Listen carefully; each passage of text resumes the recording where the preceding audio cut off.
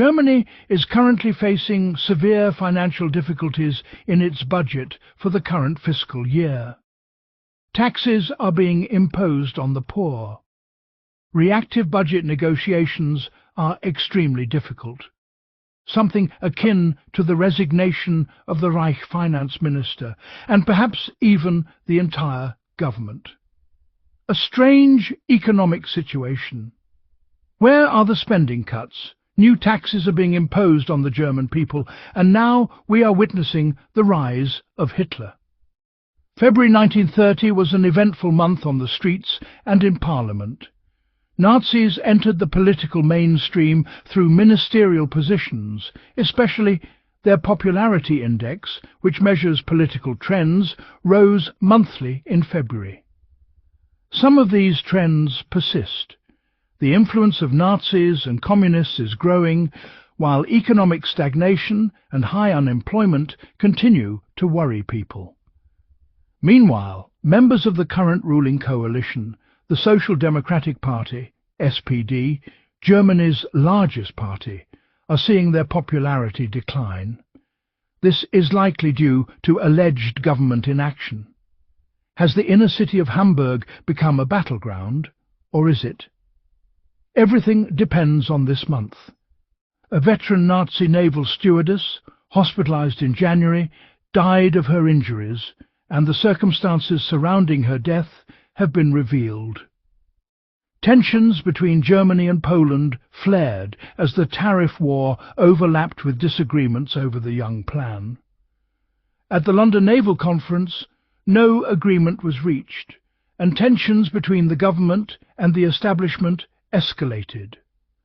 By the beginning of the month, public unrest spread throughout Germany's largest cities.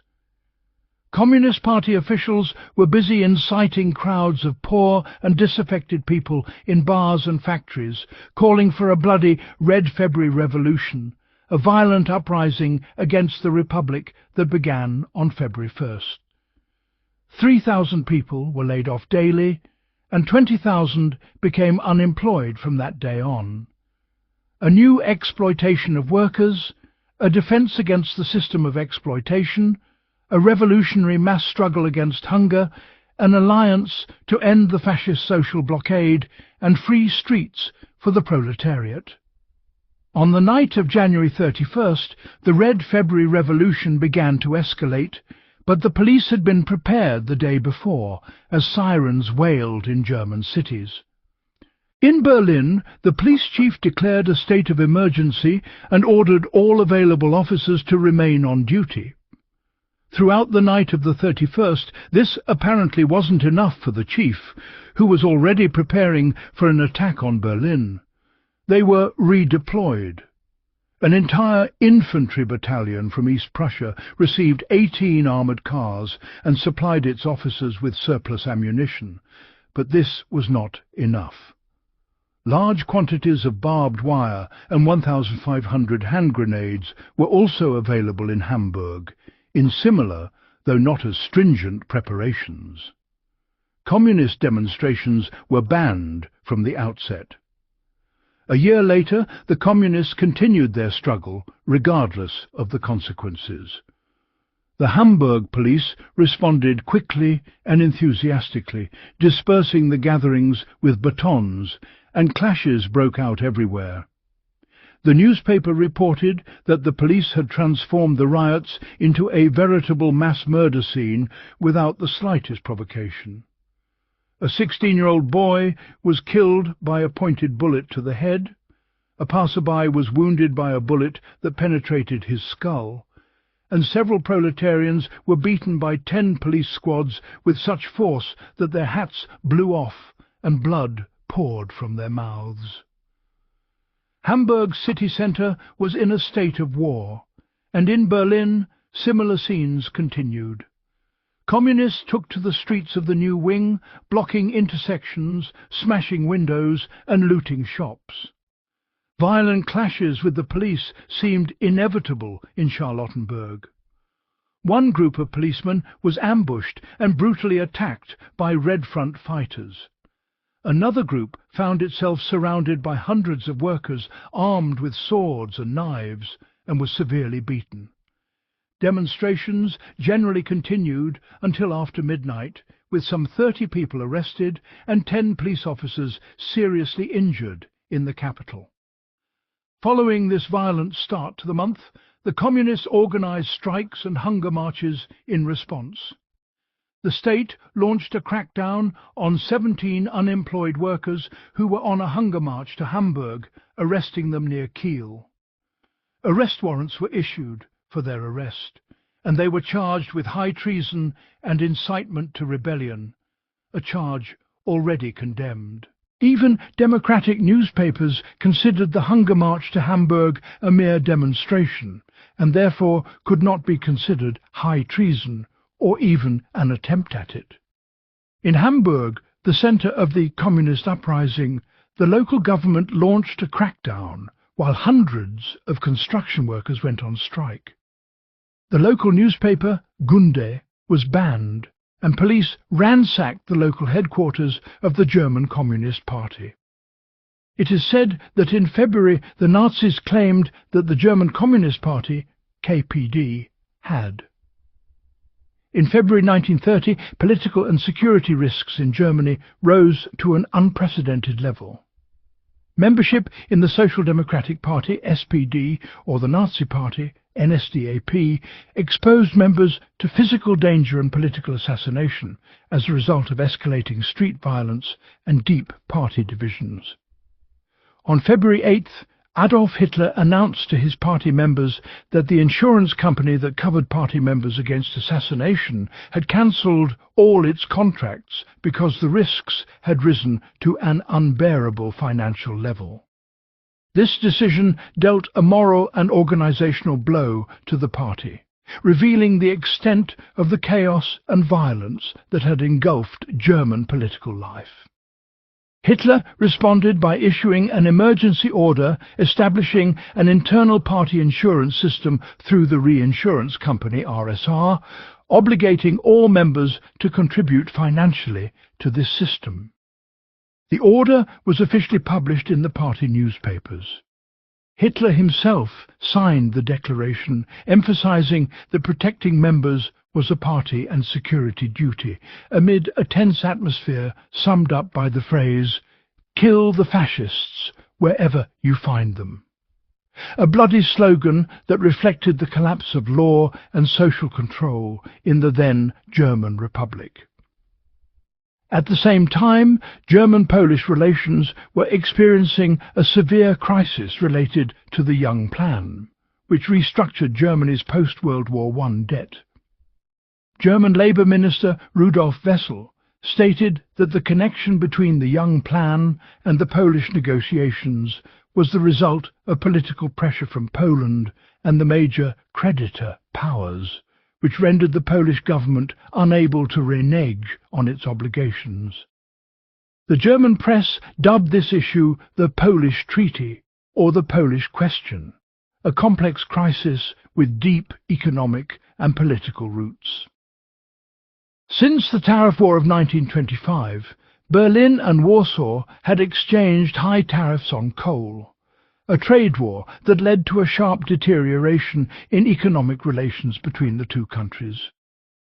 The core of the problem lies in the long-standing border dispute stemming from the Treaty of Versailles, particularly over the Polish corridor and the free city of Danzig, Gdansk, which were carved out of German territory and granted to Poland after the war.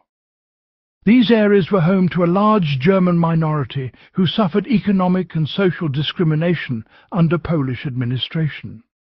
The Nazis asserted that the Polish agrarian reform was simply a means of seizing land from the Germans, citing shocking figures. Of the 41,000 hectares of land, 31,000 hectares had been confiscated from their German owners, more than 75%, even though they constituted only 30% of the population. The Nazi Party presented this as evidence of the systematic plunder of German land in Poland, and as a nationalist rallying point to arouse popular anger. This issue was linked to the Jung Plan, and German parties again split over how to deal with it. The Centre Party and the People's Democratic Party attempted to separate the Polish issue from the Jung Plan to avoid escalation, but the Social Democratic Party viewed these attempts with concern, viewing them as a dangerous political concession that could weaken the German position. Thus, the issue became a dual domestic and foreign political crisis, and escalation with Poland became highly likely.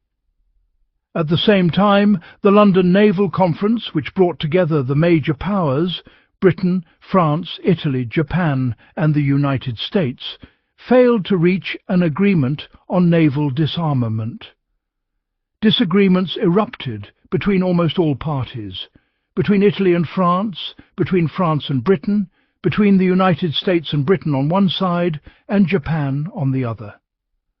The core of the dispute centered on the permissible ratio of naval fleet size, that is, the number of warships, battleships and cruisers per country. The negotiations were based on the 1922 Washington Naval Treaty, which established a ratio of 5.5.3, meaning that for every 5 American or British ships, Japan was entitled to 3. However, France and Italy rejected this equation, demanding parity with Japan or vice versa. In contrast, Japan demanded a higher ratio, 10-10-7, while France and Italy wanted to amend it to 210, 10, 7, 207, preventing an agreement. Disagreements also arose over the classification of ships, whether heavy cruisers and submarines were considered capital ships, and over the maximum tonnage of each type, 7,000 tons for light cruisers according to the British, 10,000 tons according to the Americans. Despite Italy's statements calling for disarmament, it stipulated that France must first disarm, angering the French delegation and effectively leading to the conference's failure.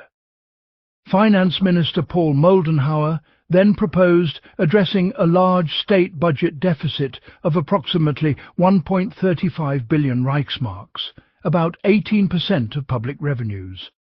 This deficit was attributed to falling income, mounting debt, rising interest rates on loans, and increased unemployment insurance costs resulting from the economic recession and mass unemployment. Financial rescue attempts.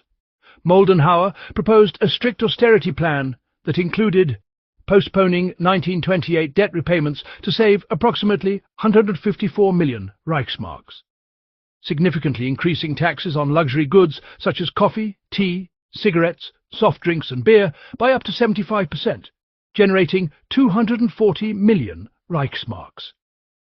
Cutting unemployment spending from 250 to 150 million Reichsmarks, and forcing the Social Democratic Party, SPD Council, to approve increased contributions or reduced unemployment benefits. Repealing the corporate tax cut included in the Jung Plan, avoiding additional taxes on the wealthy.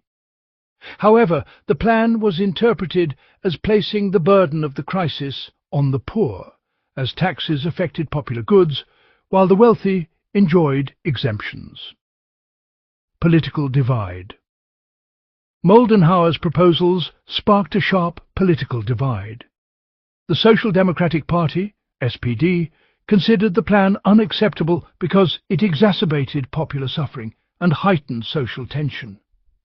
The right and the bourgeoisie felt that the government had not implemented real spending cuts and demanded cuts in state, military and administrative expenditures, asserting that the public would not understand the absence of a genuine austerity policy.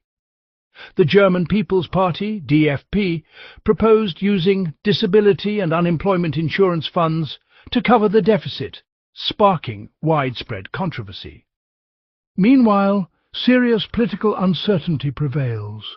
The ruling coalition is divided, and there are expectations that the finance minister will resign, or even the entire government will fall as March 6, 1930 approaches